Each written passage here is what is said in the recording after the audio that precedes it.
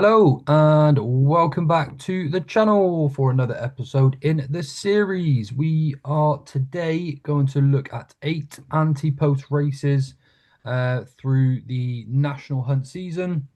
We're going to give you a quick run through of those now. We're going to look at the Grand Sefton, the Paddy Power, the Greatwood, the Betfair Chase, the Fight in Fifth, the Hennessy, the King George, and the Welsh National. Just a little bit of a brief overview and see if we've got a selection in each of the races. Of course, we do have Aintree coming up soon, so we'll do the Grand Sefton and give you a proper selection near the time.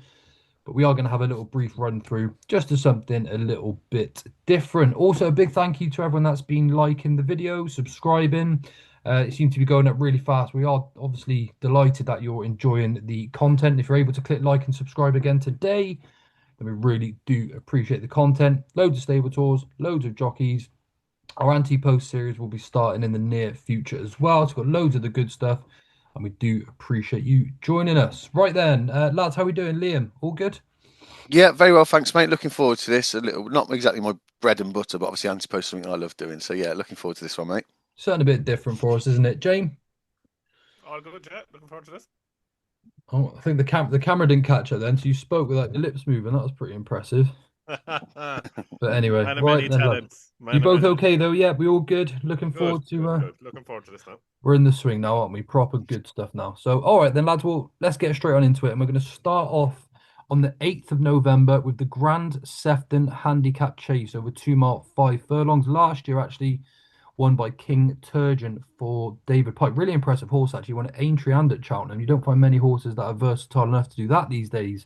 And he is actually in here as your 8-1 favourite for the race again this year. But obviously, he's going up a little bit in the weights. And it's pretty tough task to win this back to back. Jaimie, I'm pretty sure you don't fancy much in this one at the moment. Yeah, I'll leave it till Wednesday night. Thank you very yeah, much. that's fine. That's fine. Liam, A couple in here. I thought that three card Bragg was quite impressive on the weekend at Cheltenham. He may be getting a little bit high in the weights, up to I'm not sure if he's been reassessed following that win, but that was off 149. He may struggle at the weights in this potentially. However, the other one that would certainly be on my radar at around about 20-1 is Frero Bamboo for Venetia Williams. She was very good at targeting some of these big prize pots last season. I think in the depth of winter, around about mid-December, she'd only had like 15 winners or something like that over the course of the entire season to date from October. But she'd amassed a load of prize money from those wins. She was really good at targeting these big pots. It seems to be the standard starting point for Frero Bamboo. He finished third behind Jez Keel in this 2 seasons ago, off a mark of £3 higher than what he's currently rated.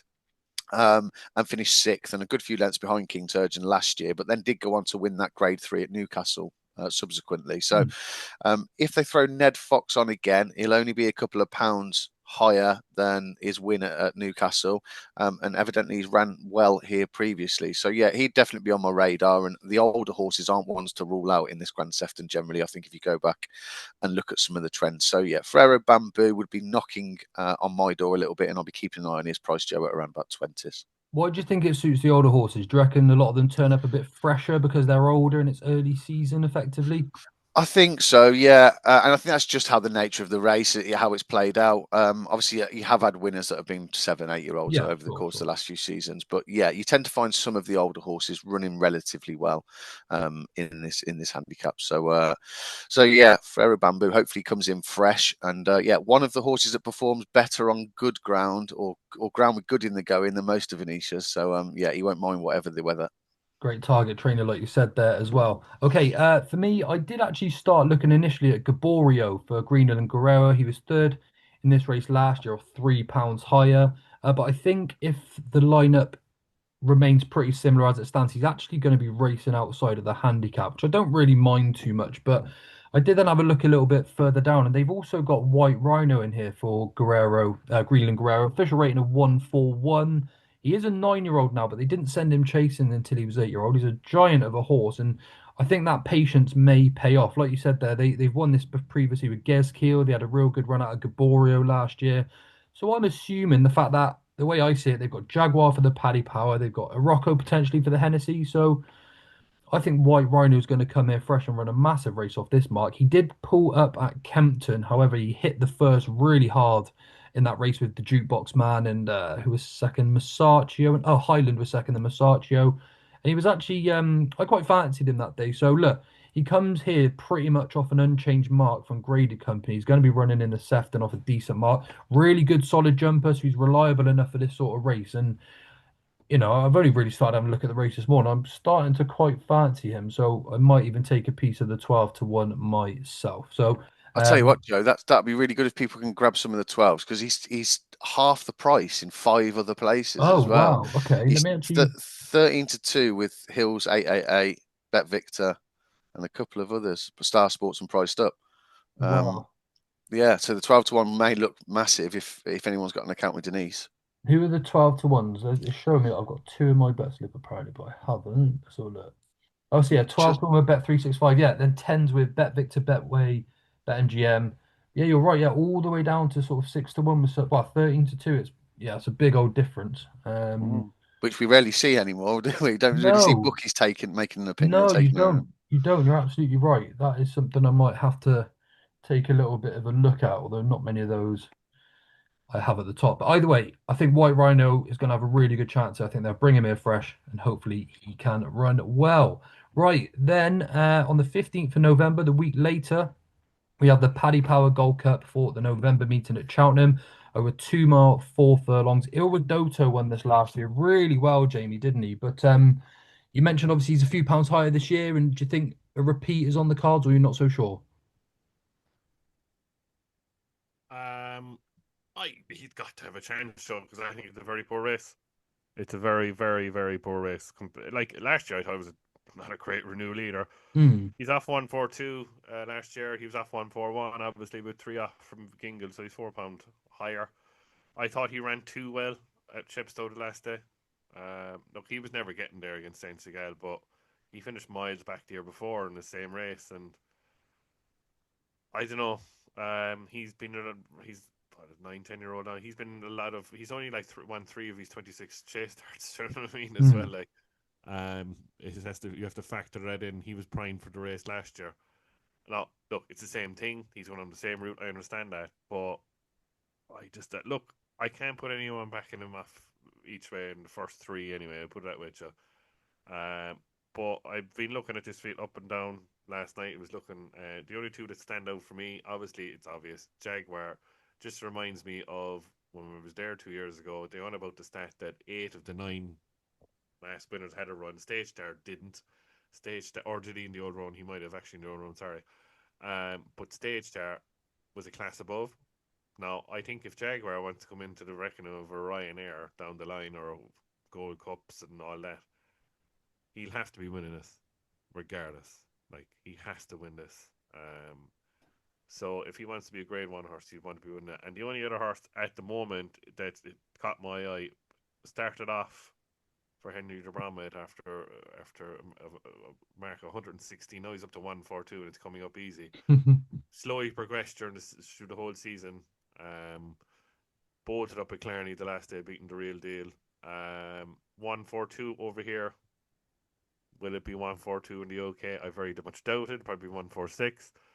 But he's on a roll, and I'd say the Brahma had a run senior chief in it last year, didn't he? I think it Yeah, didn't yeah.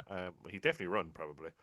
But they're my two at this moment in time. Jaguar, if he wants to be a Grade One horse, he'd want to be winning this off that mark and coming up easy for the Brahma. Yeah, interesting. I'll go next then because I'm exactly the same as you. I've put down. I think Jaguar at 6-1.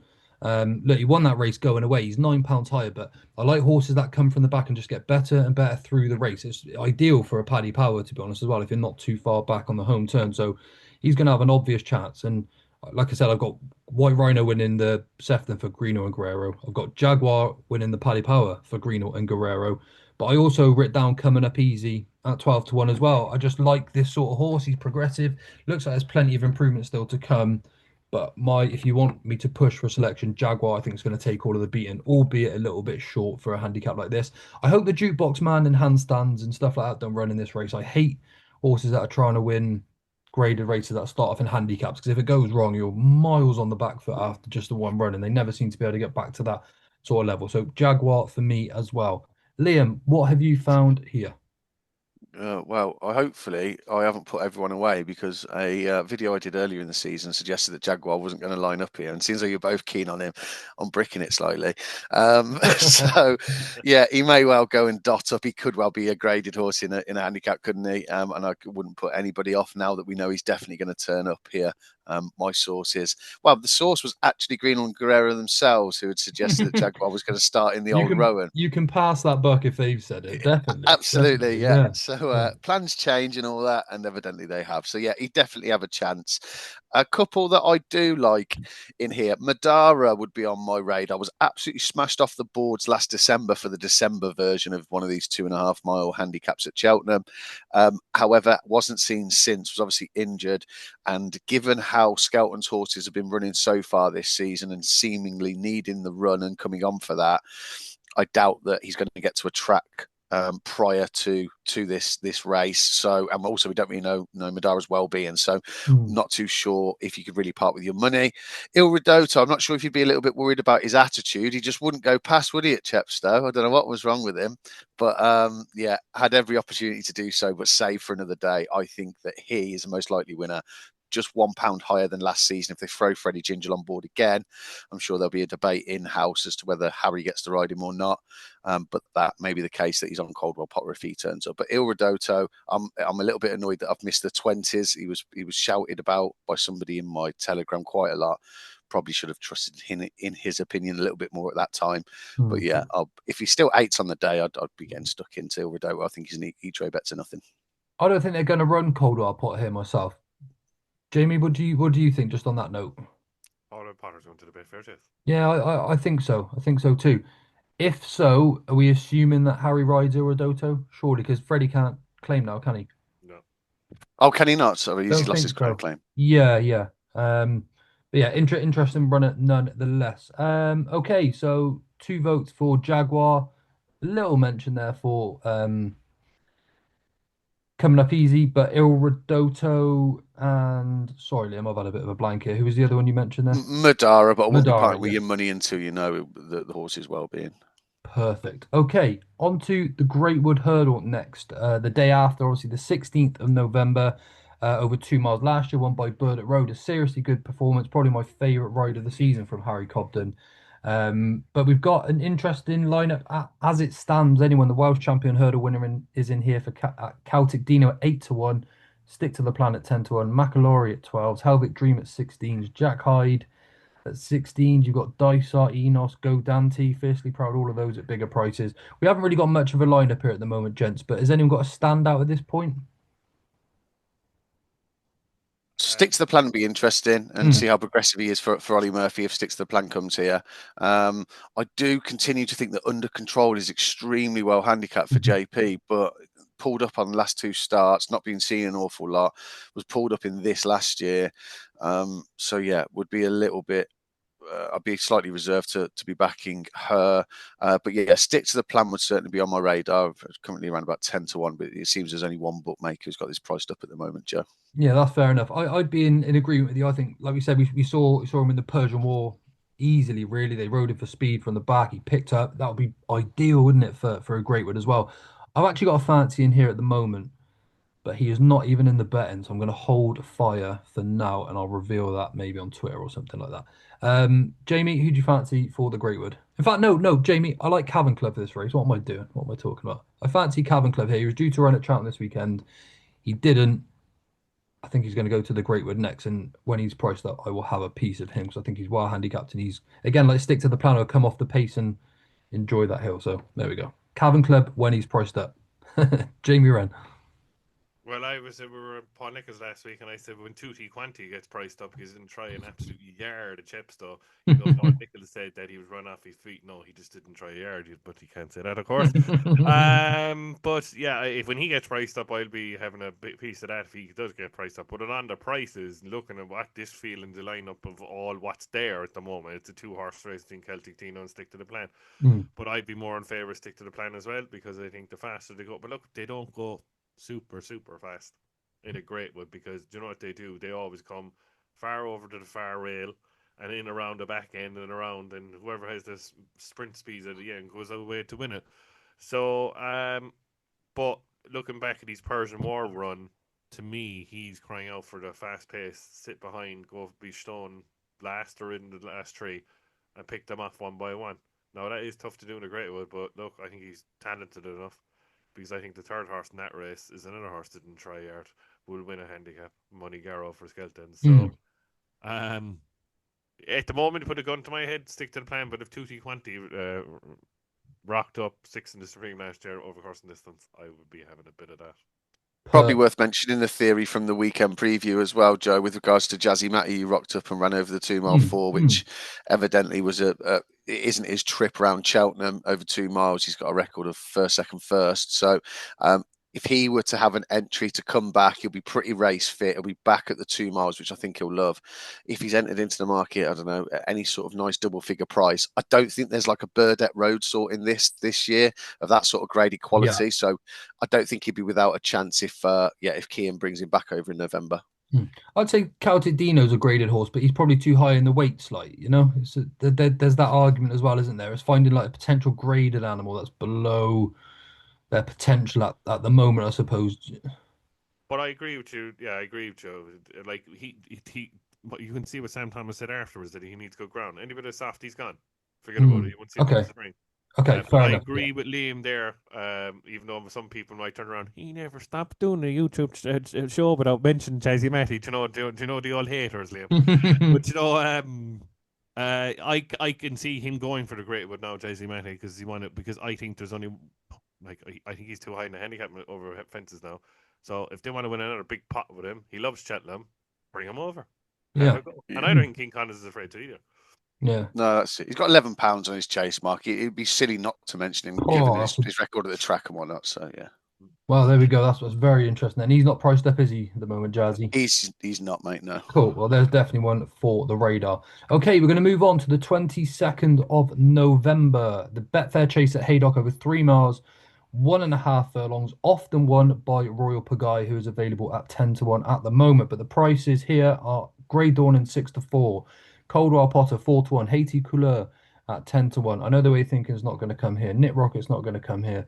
You got the Jukebox Man at 10s, Gaelic Warrior at 12s, Ile Francais, any price you like for the remainder. Lads, it bugs me seeing Grey Dawn in at 6-4 again in this race. I think they're asking for carnage again if they're going to start his season here and they want to turn him into a Gold Cup or a Ryanair horse. It doesn't matter. Either way, if you start here, you're going to struggle to find the right stepping stones to get you to Cheltenham. And anyone taking 6-4 right now about that, I think is really, really risky because I don't think he's going to be geared up. And like we saw last year, he actually got outstayed by Royal Pagaille. He actually headed him and then Royal Pagaille came back. So 6-4 is a wild price to me. I'm a big fan of handstands here. If we get the usual deep ground that we're expecting, he's going to stay no problem. Ben Paulin's been talking about him as their potential Gold Cup horse. Now, Coldwell Potter, we don't really know if he's going to stay in the deep ground just yet. Paul Nicholls sort of made it quite adamant that he doesn't want it too deep. He doesn't want it too fast. He just wants a nice bit of good to soft. So that would give me question marks about him. Then you look down, like I said, we can put a line through most of those runners. Madgeborough's priced up in here at 12-1. It's just bonkers. But handstands at 16-1, I would be quite adamant that this is where he's going to start off this season. And I think that's a really good price if he's as good as Ben Paulin thinks he's going to be. Of course, Liam as well, he's got that form with Django Bay. That's worked out really nicely too, hasn't it, at the same time? So I'd see handstand as a good each way proposition here if we can get confirmation that he's definitely going here first. What about you? Yeah, no, I agree with you. I think it'd be interesting if he turns up. Yeah, some of those that are priced up in this market, as you've just mentioned, Joe, they're absolutely not even going to bother coming here, are they? There'd be 2 on my radar. Whether I think potentially Willie might want to try and clean up some of the UK prize money, the big pots earlier in the season, as we've mentioned previously. It's interesting to see Nick Rocket much shorter than Lecky Watson. I think Lecky Watson, if he was to turn up here, would be quite interesting. But no, I've already tipped one over at Oddschecker at 6 points bigger than what his current price is. And I'm hoping that he develops into a Grade 1 animal this season for Rebecca Curtis. And it's Haiti Couleurs, hopefully, with the main man of the moment, Sean Bowen, in the saddle. Obviously, won the Irish National, won that well. That was over 3 miles 5 in soft and heavy ground. That's essentially the same trip here at Haydock, isn't it? When you get the bog in November. So yeah, Haiti Colours, I'm on at 16s. I potentially may go in at 10s if there's an indication that Grey Dawning isn't going to come here. And I agree with you, Joe. I don't think he should. It's season over if he does. So yeah, Haiti Colours is the one I'm willing to side with and see if he can progress to be a proper graded animal. Okay, handstands for me. Haiti Couleur for Liam. Two very similar profiled horses there. Jaimie, Well, you're smiling away at oh something. yeah, because I thought Liam was going, shut up, don't say Nick Rocket. Do you fancy him, dude? Do you like I Nick Rocket at really all? fancy You do, him. yeah, yeah. Yeah. Is he a Country good great. thing, Jay? I'm like, great. No, I won't say that. I might get a postcard saying with saying you're talking tribe. But this has to be delayed the whole year, Great Dawning. Like, do you know what I mean? Like, he couldn't even beat Royal Six Pagay to in the race, and four, I like don't think six to he'll four. never be the same after that race. You never get over losing Mm. to Royal Pagay last year. Caldwell Potter. I'm not buying into this from Paul Nichols that he doesn't want it deep, because regardless of the deepness, it was unraceable nearly when he won the 2 mile novice last year, the year before at Leopardstown. So I'm not buying that he needs it deep. I think he can go on anything. But Okay. I understand what Nichols is saying. Obviously, he's a trainer. Is that will he stay in a battle? Look, he's jumping will get him out of trouble. But beating Jordan's, no, I know Jordan's was behind Jaguar, and the horse of Cromwell's, that the name escapes me there. I can't remember it. That never wins big handicaps. The company Company sergeant. Sergeant. That's it. Is the form spectacular? Like anyway, hasn't done anything. From the novice handicap last year. Look, he is a good horse, but I'd be worried about him in an absolute battle in a Betfair chase, if you know what I mean. Yeah. And you know, the two really, one obviously, two, no problem with a Hampstead showed either, and look, Haiti Clore is battle hardened, but Haiti Clore and all on form needs to improve £17 to beat Nick Rocket.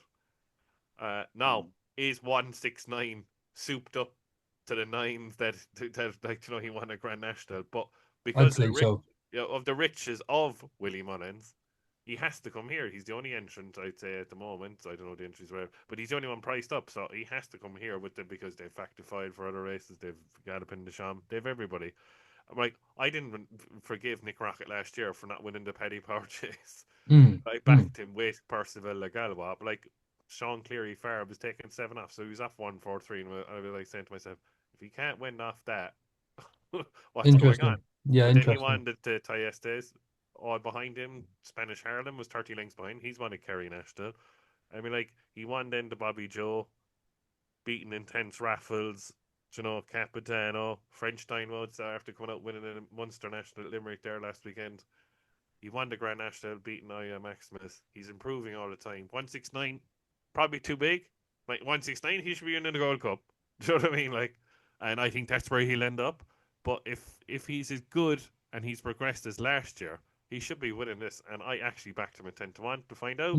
Have a bit of luck. He might not run, you know, Willie Mullins, bingo. He might not turn up, but I think he has to turn up. And on all known form and ratings, the way he improved last year, I think he'll win this. Yeah. So we've got Haiti Couleur, Knit Rocket, and Handstand. If they all turn up, we've got the TriCast. Landed, banker, no debate needed.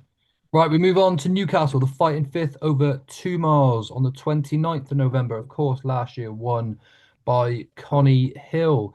We've got the new line at 7-4, Constitution Hill at 3-1, Amsterdam at 7-2, Golden Ace at 10-1, the current champion hurdler. We have Cargasi at 12s, Burdett Road at 16s, and then any price you like for the remainder. Liam, me and you are huge fans of Amsterdam. I don't know if you've seen the recent stable tour with Willie Mullins, and he's talking about rerouting him instead to the Morgiana, which is a pain for me, is a pain for you. But if he turns up, is he still the one you fancy for now? He absolutely is. I don't mean to correct you, mate. Sergino won this last year. Constitutional didn't make it, I don't Of think, course he did. No, unfortunately. you're right. I'm not thinking had the Christmas hurdle in my head. Yeah, yeah. Yeah. No, super sub, wasn't he, Sergino, until he ended up injured. Yeah, the vibes coming out about Amsterdam really disappointing. When there was 5-1 around with one bookmaker, I put my running shoes on and sprinted down to the bookies to have a load of it. It was intimated by Willie that obviously in the same ownership, in the same division, that Stateman would potentially go Morgiana and then Amsterdam would come across here, and that would seem to have made sense, given what we just said about the prize money and try and pick up some of that prize money in the early season.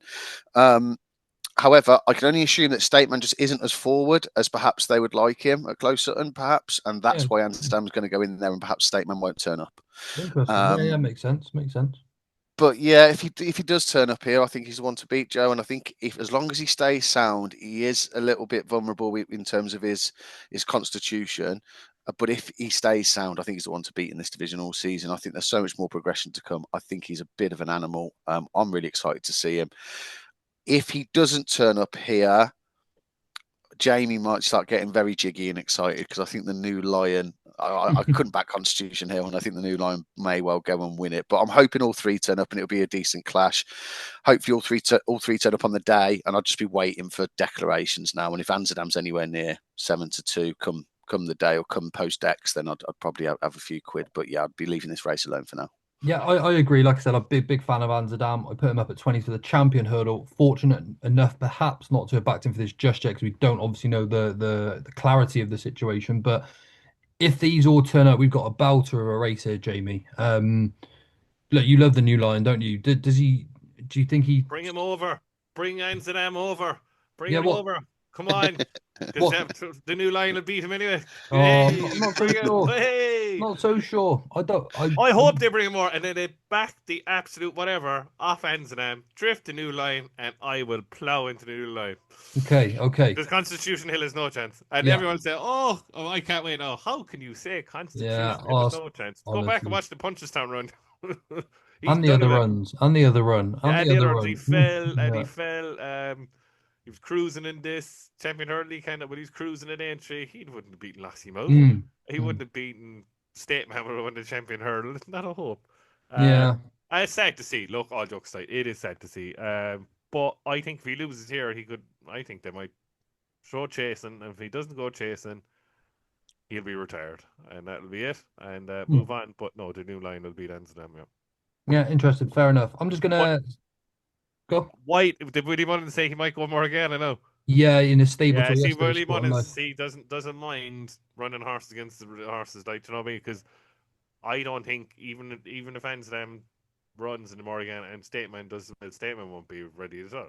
Like, not a hope. Stateman's only. I wouldn't bother me. Stateman doesn't win a race at the Champion Hurdle. Yeah. Okay. Look, we know he turns up and he does his job, doesn't he? Sort of state man when it matters. And I know he fell at the last, but you can't always account for that. But he was running a good race at the same time.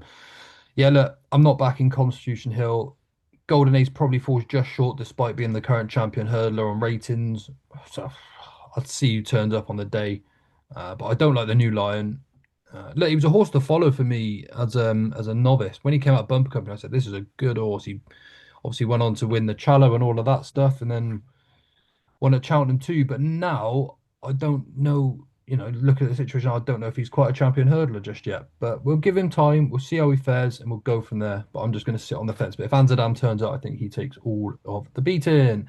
Right, we're going to go to Newbury for the 29th of November, the same day. We've got the Hennessy at Newbury, 3 mile, 2 furlongs last year, won by Can Do Kid. Now, this is a race I think Willie might bring one over for because, like you said there, boys, he's going to have to try and maybe target a few of these earlier rather than relying on like the national and things like that. And he's got the ammunition to do so. So that would make me think potentially that he's going to bring Spanish Harlem over for the race. I could really see him turn up, with him this year. He's got a few further down in the betting. I mean, it's all easy to get roped into Town, who won the Ultima Resplendent Grey, won the Bet365 Gold Cup at Sandown and all of those, Irocco. But these are horses that are, they're quite high up in the weights as it stands. I know Town's an improver, but he's gone up about £15 for that Ultima win. It's a big ask. So I'd probably be looking at something like Spanish Harlem here. I'd probably go with the Willie angle and say if he's bringing one over for it, he's probably ready enough. And at the moment, Spanish Harlem's an each way price, so he would do for me at 14-1. Jaimie, have you got a fancy here in the Hennessy? Yeah, I do tentatively, Joe. Okay. If he comes back, is the one I put up in a fight to follow for Nicky Henderson off American 151. Absolutely destroyed Jaguar last year in Windsor in the Winter Millions weekend over 3 miles, and that the next thing anyway is 1 second, lads. Sorry about that.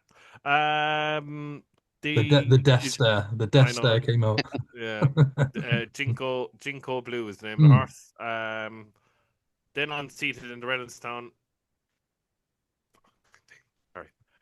the unseated in Reynolds hasn't been seen since.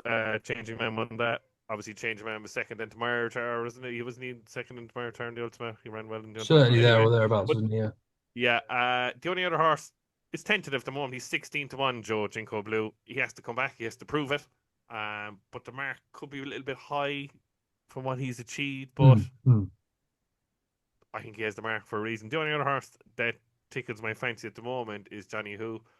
I think he's crying out for a fast pace to get him there because he looked like he didn't stay in the Kimyor.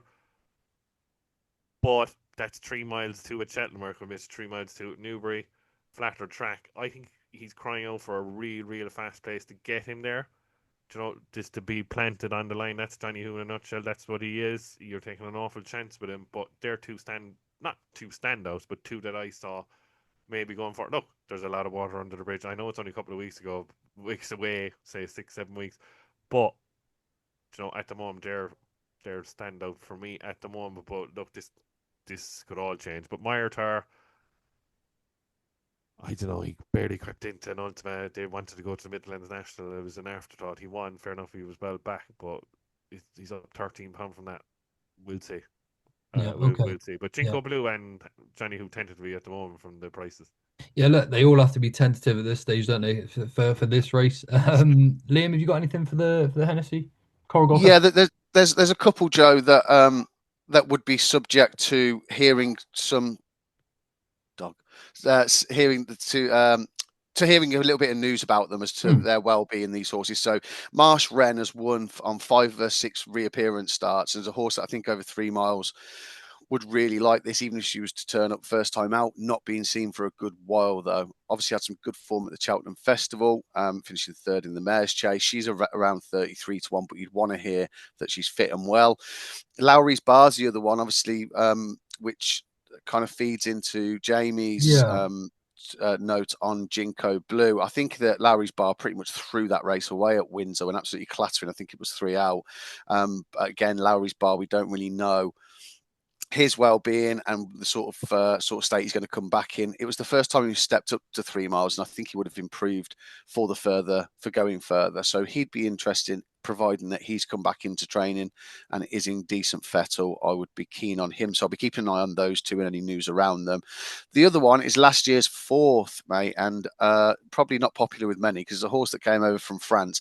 But Jean Chef travelled through that race like he was going to Mm, absolutely bolt up and then just found nothing off the bridle. And perhaps he is a little bit of a bridle merchant. Who knows? He was off a pretty stiff mark on that day. If the UK handicap is a bit kinder and he gets dropped a few pounds, then he could well come back and run another cracker at Newbury for this. So he'd be one of my radars, Jean Chef. He has gone back to France and beaten a very well-regarded horse on the flat. I think he's rated in the mid-90s and beat him comfortably over the smaller obstacles. So yeah, it'd be interesting to see if they have another crack at this. And if he's providing he's not a bridal merchant and can find a little bit when asked, then Jean Chef might go a few places better than last season. Because yeah, if anybody goes back and watches it, he was tanking. lovely. Thanks very much, Liam. We're giving you all plenty of options here anyway. We're not agreeing on too much so far. But we're going to go on to Kempton Boxing Day, one of the best days racing. The King George over 3 miles, of course, last year won by Banbridge. think we all backed Banbridge in the end. I actually backed him and Spalanstar. I won't lie, I backed two, but uh, Banbridge made it profitable. So he's in the lineup again, but Willie Mullins actually has the first three in the market. Gaelic Warrior at threes, Factifile at 11-2, Galopan at 10-1. Probably not going to be the case, is it, that we see Galopan or Factifile. And by the sounds of it, Willie Mullins is now considering the King George for Gaelic Warrior. It will be a little bit of a strange one for me because last year my Discord asked for a golf and King George double, and I put up Wyndham Clark, who won at 80-1. We had that going on to Gaelic Warrior for the King George last year, and he didn't even turn up. And it might turn out that he ends up winning it this year. And I'll be a bit gutted by that because he was about 10-1 as well. And we put him up. So it was a whopper of a double. But it's an interesting race here, gents. Of course, we've got Ile France going to line up here again, Banbridge. But was that form last year that strong, Jaimie? No, no. Not deep form anyway. The front two are obviously No, good no, no, horses, no, but no, no, no, no. Was it a vintage renewal? Probably not. Was it a great renewal? Yeah, it was. mm, Great mm. right from Townend. I should have done the forecast. I said it out front You on the did. show, and I did. You said it right. Bembridge The Ante-Post as tactics. well, yeah. So I should have done that, but that's me the fool. Um, I've backed two net. I've back 33-1 Jambon. I've 6-1 Gaelic Warrior. I'm very happy. And I hope Jambon absolutely fluffs his line in Single Creek. And Mickey Henderson says, yeah, have a go 3 miles. Because at the moment, where is the JP McManus horse going to run? Do you know what I mean? I know the way you're thinking in the betting, not going to run. Jambon apparently is not going to run. And Factify is apparently not going to run. Like, I don't get it. I'd like surely be the guy they see he's not going to be galloping the champ around Leopardstown. Why don't they bring Factified over? No, I love Gaelic Warrior, I do, and I like Jambon as well. I think Jambon's crying out for 3 miles at Kempton. Right, put it that way, Joe. Stressed at Yeah, flat Kempton. track, Yeah. right-handed. I mean, like Factified, and I love Gaelic Warrior at the moment. I think at the moment, if he turns up the right side of the bed, he should be winning this. But if Factified came over 11-2, he should be over here. Like Factified would wipe the floor with Gaelic Warrior over 3 miles at Kempton. Mm. Suit down to the ground 3 miles in a flat track. But It's just Mullins wanted to stick it's to the Mullins same. being good, same thing. I just don't get it. Mm. Because I think that'd be a lovely run in the Durkin and then into the King George. But look, that's not me. Um, if he doesn't turn up, I can't see nothing beating Gaelic Warrior, Joe. To be honest with you, that's just me at the moment. It's 3-1. You're better off waiting for the day now. Yeah, that's about it, really. But if Factified came over, yeah, he'd win easy.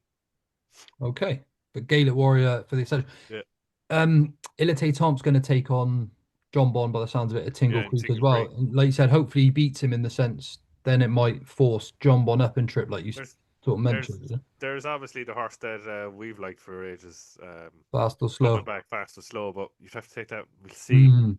Did they leave him off? Was it a bad injury? He's not really saying Brazil. He's getting on. He's beaten Galopin a few times. He's been around a long time as well. Yeah, Do you yeah. know what I mean? He's been around a very, very long time. So, but hopefully he will. I mean, he could beat him. She's like, they all turn up at the moment. Gaelic Warrior, Ile Francais, Fast or Slow, Bambridge. I won't mention another one who's someone's going to say there in a minute. He's chomping at the bit here. Go on there He's now, not. Mr. Henderson. But you know what we're going to call him now instead, Joe? We thought Bossman was a bloody Hendo lover. Watch Yeah, this yeah, Hendo there we over here go. now in a minute. Yeah, Hold there on. we go. Yeah, Take it yeah, away yeah. there, Sir Tipstar. Come on then, Django.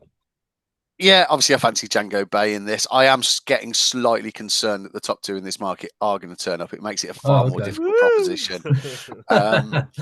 Yeah, I think Gaelic Warrior. I think he's still probably not appreciated. He's won an Arkle over 2 miles. He seems like trip is no inconvenience, nor is track, nor is direction. As much as people say he's better right-handed, look at some of his form going left-handed. Arkle winner at Aintree of that Grade One with Patrick Mm. on Oh, last that was year. That brilliant. was Yeah. it was, Mm. wasn't it? Yeah, I'm trying to convince myself he's a bit more of a spring horse than he is one in the winter. However, he has got some decent form in kind of November, December time, as well as fluffing his lines. But as Jaimie alludes to, sometimes he just gets out the wrong side of the bed. But he's super talented. I think that there might be a little bit of a saving grace for those that have followed me in on Django Bay, if anybody has, in the fact that maybe I'm hoping that he's fine and Willie doesn't seem to be concerned whatsoever. But if Galloping Deschamps kind of this minor setback kind of spirals slightly, or he doesn't get back Mm. into training doing what they're hoping, it could be a case that he ends up missing Christmas. And if he misses Christmas, I think you'll find that Factor File or Gaelic Warrior, if not both, will be rerouted then to stay in Ireland to pick up the prize money at Oh, Leopardstown. okay. I'm hoping that's not the case. I don't want to sit here and wish that Galloping Deschamps doesn't come back fit and firing. I hope that he does, but it's just something that's in the back of my mind. Hopefully he's. Mm. But yeah, Django Bay. The only other one that I would look at a price in here, if people are looking for a value selection, at 33-1, Willie sent over the likes of Tornado Flyer, who's come and won this in the past, and he's had his fourth, fifth string be better than all that the British have had to throw at the King George. So Champ Kylie, who finished last season really well at Punchestown, battering Ballyburn. That was obviously over the 3 miles. He potentially, if he had somebody like Danny Mullins on board who gets on with him extremely well, he could be one at a massive price that might be worth a few quid at. but you know that he is going to be third, fourth string for Willie should he come over. But yeah, I'm all in on Django Bay. I backed him before the Arkle at 40s for this. I've had a bit more at 25s, and I'll still have a bit more of the 16s.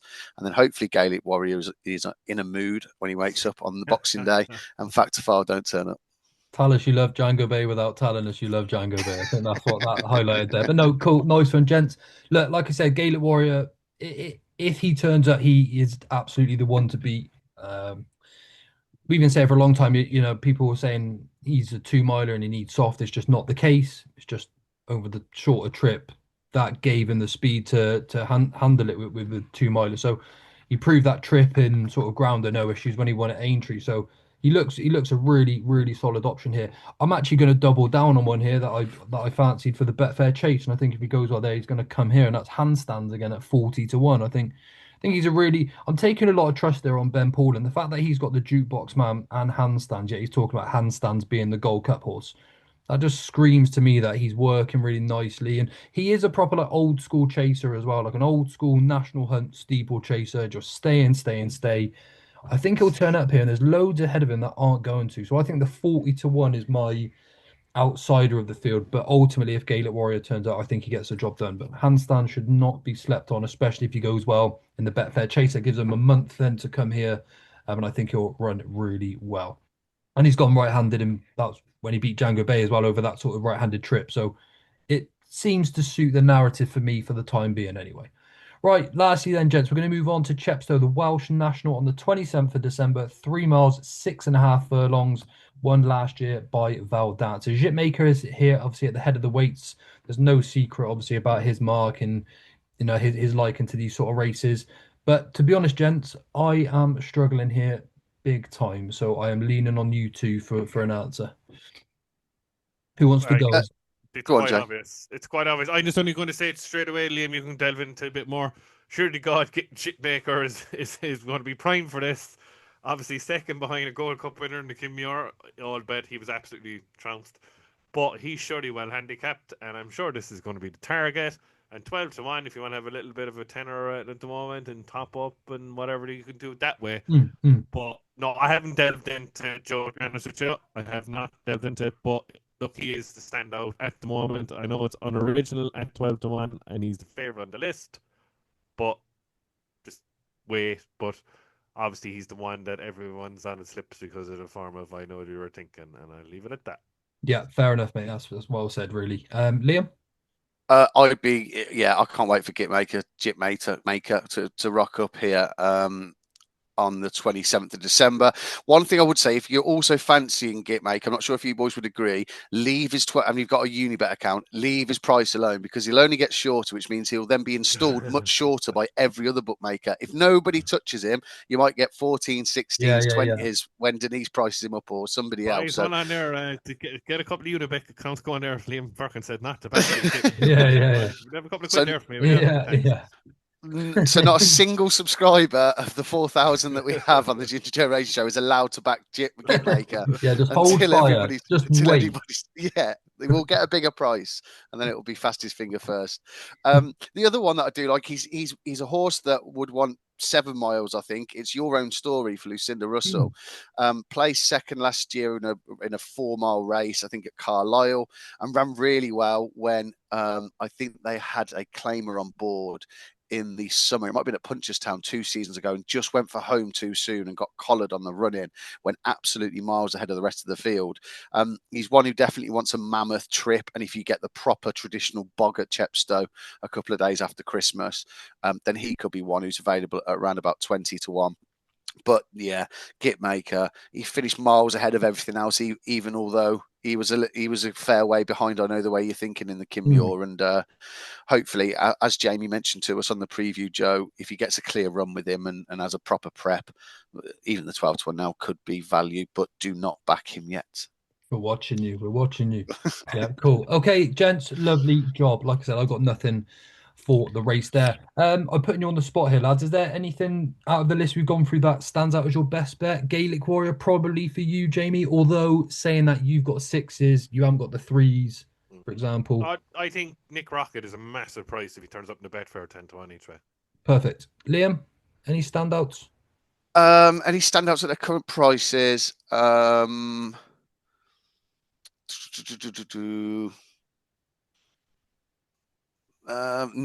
not a standout from them. All the ones I've mentioned, you obviously are fancy, but in terms of a best bet, the price has gone slightly on Django.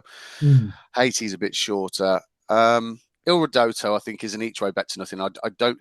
In fact, I'll go Ferrero Bamboo then. In that case, in a couple of weeks' time, in the Grand Sefton, I think Ferrero Bamboo he should more than likely line up. And yeah, 20 to 1, I think, is a nice each way price. Yeah, perfect. Mine's going to be White Rhino in the Sefton as well as mentioned, and I like Handstand, so that Betfair chase. I'm really starting to warm to him. I think he's an ideal candidate for that race. Okay, well that wraps it up for this episode. We're going to drop a weekend preview sometime this week too. Wednesday with Alex of Wednesday, of the course, we are from the Cheltenham Exchange. Cheltenham Exchange, right?